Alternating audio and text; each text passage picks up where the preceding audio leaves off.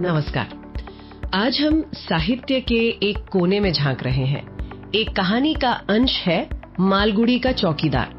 स्रोत भी हमारे पास यही अंश ही है जो इस किरदार को, उसकी दुनिया को दिखाता है। और हमारा इरादा है कि इस साधारण से दिखने वाले चौकीदार के किरदार के जरिए ना कुछ गहरे मानवीय पहलुओं को टटोला जाए, उन अर्थों को समझा जाए जो शायद पहली नजर में नजर ना आए।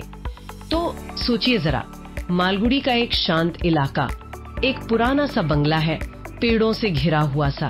सूरज अभी अभी डूबा है, शाम घिर रही है और गलियां धीरे धीरे शांत हो रही हैं। और इसी वक्त एक बुजुर्ग चौकीदार अपनी रात की ड्यूटी शुरू करता है। स्रोत में लिखा है उसके एक हाथ में लालटेन है, दूसरे में एक लंबी लाठी। और जैसे ही वो अपनी गश्त शुरू करता है, उन शांत गलियों में वो उसके कदमों की आहट गूंजने लगती है। ये तस्वीर ये अपने आप में बहुत कुछ कहती है ना? बिल्कुल। ये तस्वीर एक जिम्मेदारी की है, एक रोजमर्रा के कर्तव्य की। लेकिन सवाल ये उठता है, और ये अहम सवाल है, कि ये चौकीदार सिर्फ अपनी वर्दी और लाठी से कहीं ज्यादा है ना? हाँ बिल्कुल। मालगुडी के लोगों के लिए तो वो रात के अंधेरे में जैसे सुरक्षा का एक एहसास है। वो शख्स जो जागता है ताकि बाकी सब आराम से सो सके। स्रोत उसकी तेज नजरों का जिक्र करता है कि कैसे वो हर साये को, हर आहट को भांप लेती है।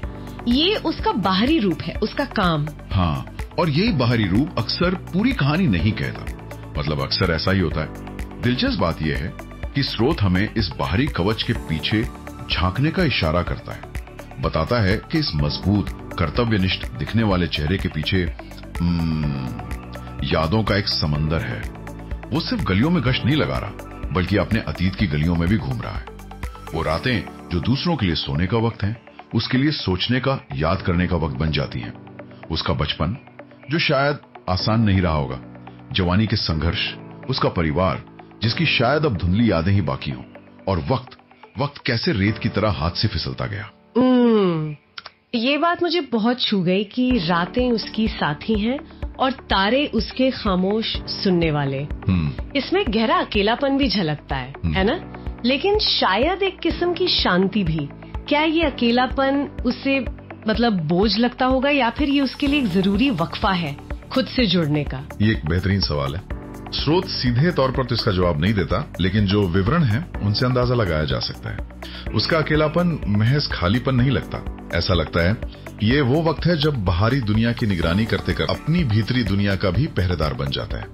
उसकी यादें, उसके विचार, उसकी भावनाएं रात की खामोशी में सब उभर आते हैं। तो ये एक तरह का द्वंद है, बाहरी कर्तव्य और गहरा आंतरिक जीवन।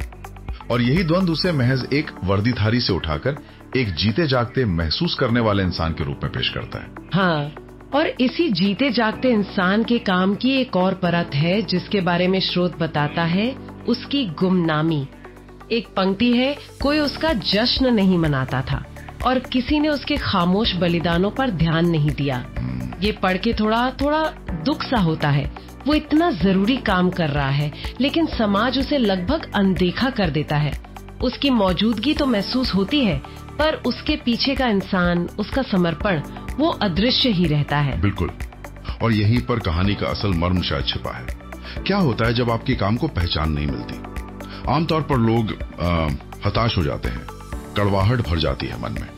लेकिन इस चौकीदार के साथ ऐसा नहीं लगता। स्रोत कहता है कि इस गुमनामी के बावजूद वो अपने काम में गरिमा पाता है।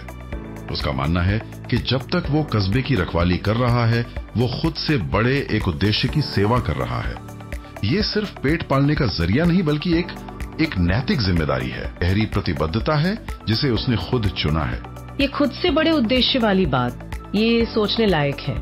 मतलब बाहरी दुनिया की मान्यता मिले न मिले, उसने अपने काम को खुद ही अर्थ दे दिया है।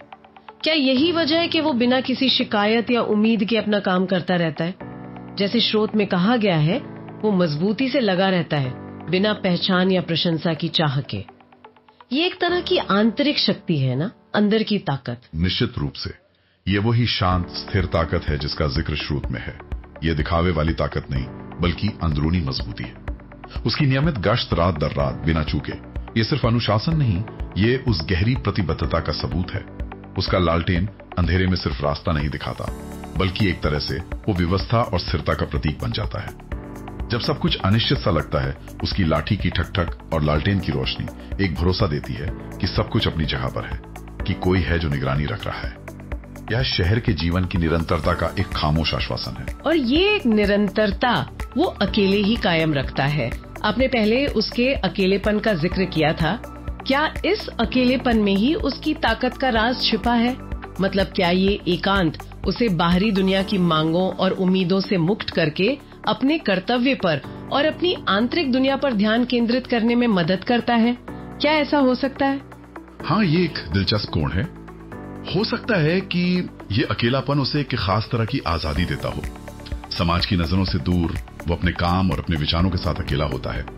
ये उसे आत्मचिंतन का गहरा अवसर देता है, जो शायद दिन के शोरगुल में मुमकिन ना हो पाए। वो बाहरी दुनिया का चौकीदार तो है ही, पर रात के सन्नाटे में वो अपनी आत्मा का भी पहरेदार बन जाता है। ये स्थिति उसे एक अनोखी समझ और परिपक्वता दे सकती है, जो बाहरी पहचान या सामाजिक स्थिति पर निर्भर नहीं करती। हो सकती है। चौकीदार का चरित्र हमें यही याद दिलाता है ना, कि हमें सतह के नीचे झांकने की जरूरत है। उन लोगों को समझने की जरूरत है जो हमारी दुनिया को चुपचाप बिना किसी शोर शराबे के चलाते रहते हैं। चाहे वो घर में काम करने वाली महिला हो या कोई सफाई कर्मचारी या फिर ये चौकीदार। बिल्कुल सही कहा। और ये सिर्फ उनके काम के बारे में नहीं है, बल्कि उनके समर्पण के तरीके के बारे में भी है। जैसा कि स्रोत इशारा करता है, ये कोई मजबूरी का सौदा नहीं लगता। उसने इस काम में, इस जिम्मेदारी में अपना अर्थ और उद्देश्य ढूंढ लिया है। ये एक चुना हुआ रास्ता है जिसे वो पूरी निष्ठा से निभा रहा है, और इसी निष्ठा से उसे वो गरिमा मिलती है, वो आंतरिक संतुष्टि जो किसी बाहरी इनाम या प्रशंसा से कहीं ज्यादा गहरी और स्थायी होती है। ये आत्मसम्मान बाहरी दुनिया की मंजूरी का मोहताज नहीं है। इस अंश से कुछ बहुत ही अहम बातें उभर कर आती हैं। पहली तो ये कि कैसे एक साधारण से कर्तव्य के पीछे एक गहरा और जटिल आंतरिक जीवन छिपा हो सकता है, और इन दोनों के बीच का तनाव या संतुलन ही चरित्र को मानवीय बनाता है। दूसरी बात जो मुझे लगता है बहुत महत्वपूर्ण है, वो है बिना पहचान या प्रशंसा के समर्पण का विषय। कैसे लोग चुपचाप बिना किसी श्रेय की उम्मीद किए अपने काम के जरिए एक बड़े उद्देश्य को साधते हैं और इसी में अपनी गरिमा पाते हैं। ये हमें उन अनगिनत गुमनाम नायकों की याद दिलाता है जिनकी वजह से समाज का ढांचा वो टिका हुआ है। और तीसरी, शायद सबसे सूक्ष्म बात, वो है शांत शक्ति और विनम्रता का महत्व। आज की दुनिया में जहां शोर और दिखावे का इतना बोलबाला है, ये किरदार हमें याद दिलाता है कि असली ताकत अक्सर खामोश होती है, स्थिर और विनम्र। उसकी उपस्थिति ही अपने आप में एक बयान है। उसे चिल्लाकर अपनी मौजूदगी जताने की जरूरत नहीं पड़ती। बिल्कुल। और ये सीधे तौर पर उन श्रोताओं से जुड़ता है जो जानकारी से आगे बढ़कर अंतर्दृष्टि या वो हवाले क्षण तलाशते हैं, है ना। इस तरह का साहित्य महज कहानी नहीं सुनाता, बल्कि मानवीय स्थिति पर, हमारे मूल्यों पर और हम दुनिया को कैसे देखते हैं, इस पर सोचने को मजबूर करता है। ये हमें उन भूमिकाओं के महत्व को पहचानने में मदद करता है जिन्हें हम अक्सर हल्के में ले लेते हैं। ये याद दिलाता है कि हर जीवन, चाहे वो कितना भी साधारण क्यों ना लगे, अपने आप में एक पूरी कहानी है, एक उद्देश्य है। सच कहा आपने।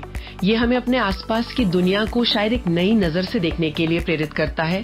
और इसी सोच को आगे बढ़ाते हुए शायद एक सवाल हम अपने साथ ले जा सकते हैं। इस चर्चा के बाद सोचने वाली बात यह है कि हमारे अपने जीवन में ऐसे कौन से अदृश्य स्तंभ हैं जिनकी वजह से हमारी दुनिया चलती है, और हम उन्हें कैसे पहचान सकते हैं।